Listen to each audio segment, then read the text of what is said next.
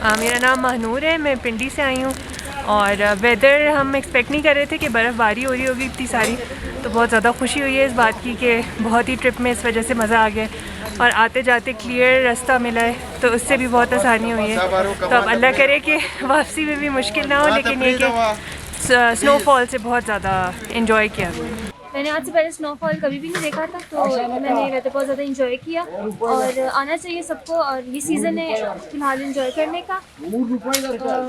मैं कॉलेज से छुट्टियाँ लेके आई हूँ। मेरे कॉलेज खुल चुका है, लेकिन हम लोगों ने वहाँ पे एप्लीकेशन दिया, फिर से हम लोग यहाँ पे आए हैं। कॉलेज में आगे काफ़ी अच्छा लगा। मैं पहले आया था कोई 8-10 साल पहले, अभी तो काफ़ी चीज़ें चेंज हो गई हैं, मैनेज अच्छी हो रही हैं, स्कीइंग का मज़ा आ रहा है, लेसन बच्चों के अच्छे हैं और सफाई वगैरह ही पहले से बेहतर है। लाइव स्नोफॉल भी अच्छा है। वैसे मेरे हाल में एक्सपेक्टेशन तो नहीं थी हमें कि लाइव स्नोफॉल होगी, हम आर्टिफिशियल का पड़ा था, लेकिन ये है कि रात को भी स्नोफॉल होती रही है और अभी दिन में भी काफ़ी स्नोफॉल हो रही है, तो मज़ा ज़्यादा आ रहा है।